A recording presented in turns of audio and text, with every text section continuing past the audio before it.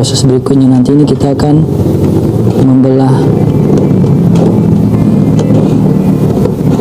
mika gulungan dinamo ini menggunakan teknik sama seperti membelah bitarol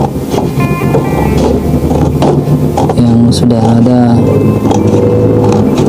4 ya tutorialnya, dari saya 2, Pak Ardan 1, Pak Buce 1. Oh ini 5 ya mungkin dengan Pak Hongki Damai yang di Tacipi.